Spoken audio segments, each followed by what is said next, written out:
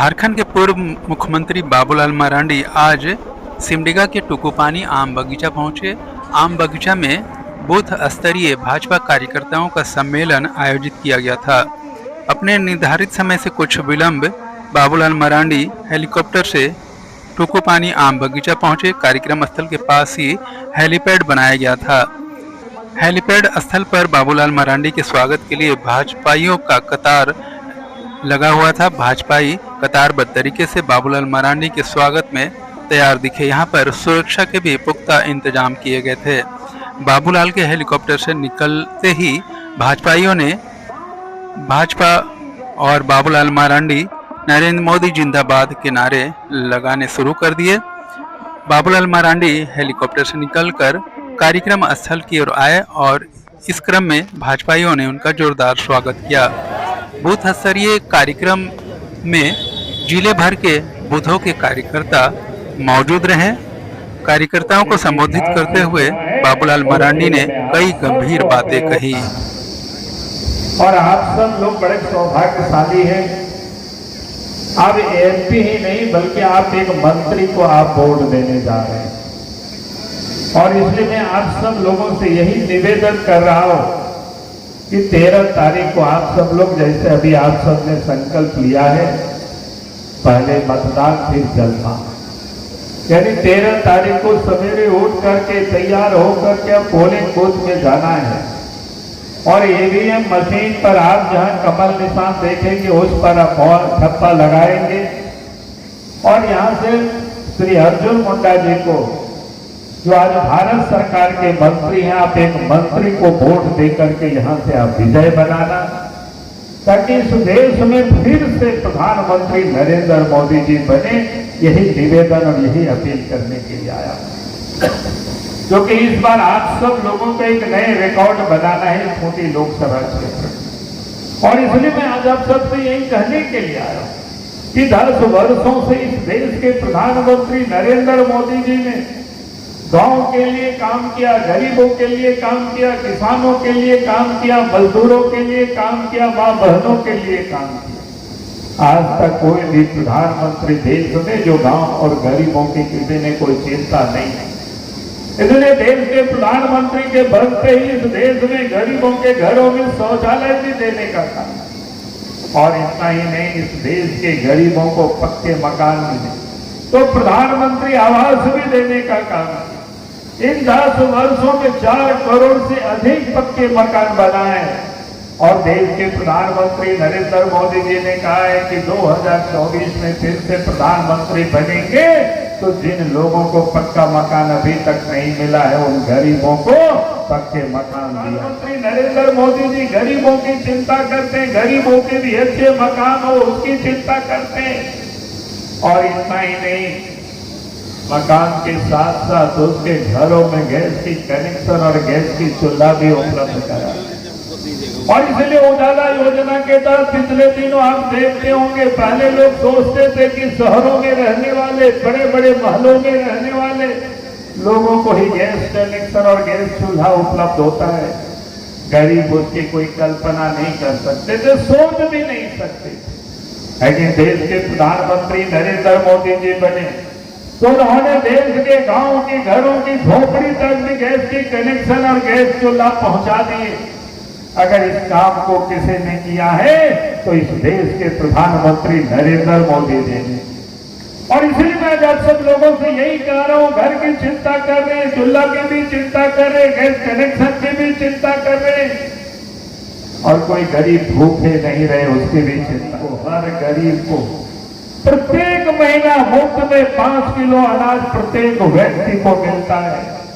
कोई सोच भी नहीं सकता है। आज भी इस राज्य के अंदर में, यार यहाँ भी आप जाएंगे इस क्षेत्र में तो गरीबों को घर में प्रत्येक दिन देश के प्रधानमंत्री नरेंद्र मोदी जी प्रत्येक महीना प्रत्येक व्यक्ति 5 किलो अनाज भी भेज रहे, ताकि देश के प्रधानमंत्री नरेंद्र मोदी जी ने कहा है कि देश के प्रधानमंत्री नरेंद्र मोदी जी के रहते कोई भी गरीब भूखे नहीं रहेंगे। अगर इसकी कोई गारंटी देता है तो इस देश के प्रधानमंत्री नरेंद्र मोदी जी। और इसलिए आप सबसे यही कहने के लिए मैं आता हूं अब जरा याद करें, कोई व्यक्ति पहले बीमार हो जाता था, गांव घरों में यूं ही पड़े रहता था, पैसे के अभाव में उनका इलाज नहीं हो पाता था। लेकिन देश के प्रधानमंत्री नरेंद्र मोदी जी ने गांव की गरीब भी अच्छे अस्पतालों में इलाज करा सके, उसके लिए उन्होंने व्यवस्था की। और देश के प्रधानमंत्री नरेंद्र मोदी जी ने गरीबों को भी आयुष्मान योजना के तहत 5 लाख रुपया तक की बीमा कराए, ताकि गरीब से गरीब व्यक्ति भी 5 लाख रुपया तक की अच्छे अस्पतालों में मुफ्त में इलाज करा सकते। अगर ये व्यवस्था किसी ने किया है तो इस देश के प्रधानमंत्री नरेंद्र मोदी जी ने चिंता घर की चिंता करना, गरीबों की चूल्हा की चिंता करना, गरीबों की भोजन की चिंता करना, गरीबों के बीमार हो तो दवा की चिंता करना, ऐसा प्रधानमंत्री आज तक इस हिंदुस्तान में कोई नहीं बना था, दुनिया में भी कोई नहीं है जो देश के प्रधानमंत्री नरेंद्र मोदी ने उनकी हमें चिंता करना, यही निवेदन और यही अपील करने के लिए मैं यहाँ आया था। और आप सब लोगों को मैं कहूँगा, आज इसीलिए अपोजिशन के जितने भी लोग हैं, कांग्रेस पार्टी हो, झारखंड मुक्ति मोर्चा हो, उन लोगों के पेट में दर्द हो रही, उनको ये तकलीफ हो रहा है कि देश के प्रधानमंत्री नरेंद्र मोदी जी जिस प्रकार से गरीबों के लिए काम कर रहे, अगर ऐसे ही काम करते रहे तो उनको लगता है कि उन लोगों की तो दुकानें बंद हो जाएंगी, और इसीलिए वो लोग तरह तरह की दुष्प्रचार करते हैं। मैं तो कहता हूँ, ये जो कांग्रेस पार्टी है, उनके सहयोगी साथी झारखंड मुक्ति मोर्चा है, ये झारखंड के विरोधी है, झारखंडियों के विरोधी है, विकास के ये लोग विरोधी है। आप कहेंगे आप कैसे कहते हो? अब याद करो, अलग राज्य की लड़ाई कब से हम लोग लड़ रहे थे। झारखंड जब आजाद, देश जब आजाद हुआ था, उसी समय से जयपाल सिंह अलग राज्य की लड़ाई लड़ रहे थे। लेकिन कांग्रेस के लोग दिल्ली में बैठे हुए थे, 50-55 साल तक इन लोगों ने राज किया। यहाँ के लोगों की भावनाओं का उन लोगों ने सम्मान नहीं किया, बल्कि उन नेताओं को इन लोगों ने खरीद बिक्री करने का ही काम किया, अपने पार्टी में मिलाने का ही काम किया। लेकिन अलग झारखंड राज्य नहीं बनाया, ये करके शिबू सोरेन को भी फंसाया, लेकिन अलग झारखंड राज्य नहीं बनाया। भारतीय जनता पार्टी ने कहा था कि केंद्र में हमारी सरकार बनेगी तो हम अलग झारखंड राज्य बनाएंगे। 1998 में अटल बिहारी वाजपेयी जी देश के प्रधानमंत्री बने, 1999 में देश के प्रधानमंत्री बने, और 15 नवंबर 2000 को अलग झारखंड राज्य भारतीय जनता पार्टी ने बनाई। एनडीए क्या कहते हैं, एनडीए गठबंधन ने सब बनाई। और इसलिए मैं कहता हूं कि आज अगर झारखंड राज्य बना है तो भारतीय जनता पार्टी की देन है। अटल बिहारी वाजपेयी पहले ही बना दिए होते, लेकिन कांग्रेस पार्टी चाहती नहीं थी कि यहाँ की गरीबों की भावनाओं का कोई सम्मान करे, यहाँ के आदिवासियों की भावनाओं का सम्मान करे। उन्होंने यहाँ के आदिवासियों की भावनाओं को कुचलने का काम किया है। और इसीलिए मैं कहता हूँ, ये जो कांग्रेस पार्टी है, ये जो झारखंड पार्टी, झारखंड मुक्ति मोर्चा, ये लोग झारखंड के विरोधी है, झारखंडियों के विरोधी है। अगर ये लोग समर्थक होते तो कब का राज बन गया होता। और ये लोग विकास के भी विरोधी है। अब याद करिए, मैं लोगों से याद कराता हूं, हम तो आपके ये सिमडेगा कॉलेज में कुछ दिन हम पढ़े थे इस कॉलेज में, तो उस समय हम आया जाया करते थे। तो गांव घरों की हालत क्या था यहाँ पर आप सबको पता होना चाहिए। जो हमारी उम्र के जो लोग हैं उनको अच्छी तरह से पता है। हाट बाजार लोग जाते थे, पैदल कोसों दूर जाना पड़ता था।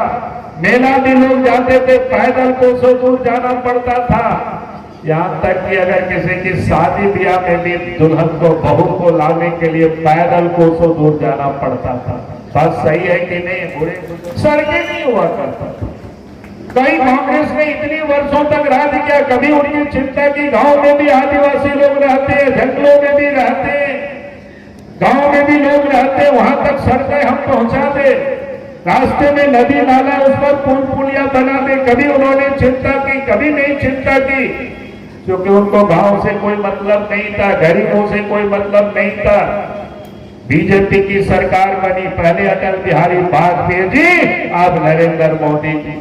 और विकास की रोशनी को गांवों तक पहुंचा दिए और गांवों तक प्रधानमंत्री ग्राम सड़क योजना के माध्यम से गांव तक सड़क भी पहुंच गया। नदी नाला में पुल पुलिया बन गए। अब तो हाट बाजार भी गाड़ी से लोग जाते, मेला भी लोग गाड़ी से जाते, शादी में तो क्या करते, डीजे बजाते हुए लड़का नौजवान लड़की नाचते गाते। कभी किसी ने कोई विकास देखने ही नहीं दिया ये कांग्रेस वालों ने। और इसीलिए मैं कहता हूं ये लोग विकास विरोधी है और झारखंड मुक्ति मोर्चा सरी के लोग उन्हीं लोगों के साथ रहते हैं, झारखंड पार्टी ऐसे लोग उन्हीं लोगों के साथ रहते हैं और विकास की लोग बात करते हैं।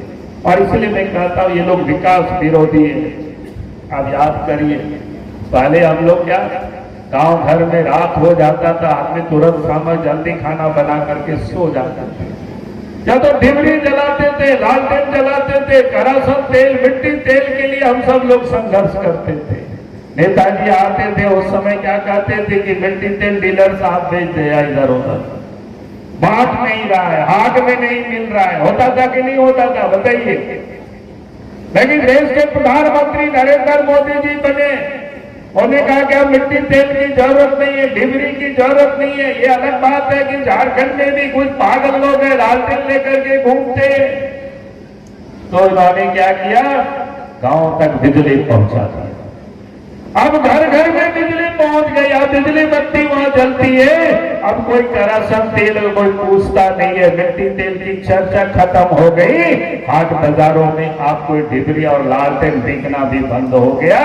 अगर विकास की रोशनी को किसी ने गांव घरों तक पहुंचाया तो इस देश के प्रधानमंत्री नरेंद्र मोदी जी ने 351 करोड़ 53 करोड़ रुपया किसके यहाँ मिला था, कांग्रेस के एमपी के घर पर मिला था। मिला था कि नहीं मिला था, वो भी नोट आप लोगों ने देखा होगा पास। और उसके बाद एक भ्रष्ट अफसर के ठिकानों पर छापा मारा था, 19-20 करोड़ रुपया उस समय भी निकला था। और वो अफसर आज भी जेल में बंद है। और उसके बाद अभी जो आलमगीर आलम के उनके निजी सचिव, उन सचिव के भी कर्मचारी के घर में 33-35 करोड़ रुपया मिला। ये तो ताजा की ताजा बात है। बात सही है कि नहीं है बताइए भाई। आप बताओ, हम लोगों ने तो आज तक पैसा देखा ही नहीं, कितना पैसा कहाँ कैसे होता है। आप बताओ, जब अगर एक नौकर के घर में इतना पैसा है तो कांग्रेस के जेएमएम के उन सचिवों के, उन लोगों के सचिव के घर में छापा मारा जाए और उन नेताओं के घरों में छापा मारा जाए तो पता नहीं कितनी अरबों रुपया मिलेगी, तो आप उसकी कल्पना नहीं कर सकते। लेकिन वहां जब सीबीआई और ईडी वाले छापा मारेंगे तो बोलेंगे कि हम लोगों को परेशान कर रहा है। भाई आप लोगों ने झारखंड की जनता की गाढ़ी कमाई का पैसा को रिश्वत के रूप में लेकर के अपने तिजोरी भरे हुए नौकर के घर में रखे हुए अपनी जगह पर भर गया, तो आज इस कारण से उन लोगों के घरों में छापा मारी होती है। और इन लोगों ने पैसा कहां से लाया? एक तो विकास की योजनाओं में कमीशन खोरी करते, दूसरा जहां की जितना भी खनिज संपदा है उसको यूं ही लोग बेच डालते, कोयला की चोरी करते, नदी की बालू तक कोई लोगों ने नहीं छोड़ा। आज अगर आप उस नदी की बालू को घर बनाने के लिए लाइएगा ट्रैक्टर से तो पुलिस वाले पकड़ लेते हैं। पकड़ते हैं कि नहीं पकड़ते? वो केस कर देगा, जेल में डाल देंगे आपको। इसलिए आज जो इस प्रदेश में ये लोगों ने, इसी कारण से आज हेमंत सोरेन जी जेल में। और इतना ही नहीं, सरकारी जमीन, आदिवासियों की जो जमीन बिकती नहीं है, भूयारी जमीन, उसका भी फर्जी कागजात बना करके, पहनाई जमीन उसका भी फर्जी कागजात बना करके, और उसकी कागज बनाने वालों का भी रैकेट है, सिंडिकेट है, कलकत्ता में से लोग करते हैं। हम लोग 1932 की बात करते हैं, वो लोग 1911-12 का ही कागज बना लेते और फर्जरी करके बेचते हैं। सेना की जमीनों तक कोई लोगों ने नहीं छोड़ा। और इस कारण से आज हेमंत सोरेन जी जो लोग लूटते हैं, जो लुटेरा है, उनको इस चुनाव में भगाना है झारखंड से। और इसकी शुरुआत इस लोकसभा के चुनाव से करना, यही निवेदन और यही अपील करने के लिए आया हो। कि आज अगर ये लोग जिस प्रकार से इस राज्य को लूट रहे हैं वो किसी से छुपा हुआ नहीं। आज सरकार के जितने भी दफ्तरों में जाएंगे बिना पैसा से कोई काम नहीं होता है। अगर उन बाबू लोगों को पूछेंगे कि भाई आप क्यों करते हो, बोला कि ऊपर देना पड़ता है, दे करके आए। मोबाइल की जैसे आप सब लोग रिचार्ज करते हैं वैसे वो लोग महीना में ही रिचार्ज कराना पड़ता है। तो इसीलिए आज इस राज्य की यह हालत बनी हुई है। और इसलिए मैं आप सभी भाई और बहनों से अब यही निवेदन और यही अपील करने के लिए आया हूं कि आज समय आ गया है हमें उन लोगों को जवाब देने का, और जवाब तो इस वोट के माध्यम से ही देना है। और इसलिए मैं आप सब लोगों से एक काम दे करके मैं जा रहा हूं, अपनी बात को मैं समाप्त करूंगा। क्या आप सब लोग करेंगे ना उस काम को? आप लोग सब चुप हो गए अभी तो सब लोग करेंगे तो हाथ उठा करके दिखाइए। सब लोगों को करना है। आज चुनाव अपना है 13 तारीख को, तो आज से जो समय बचा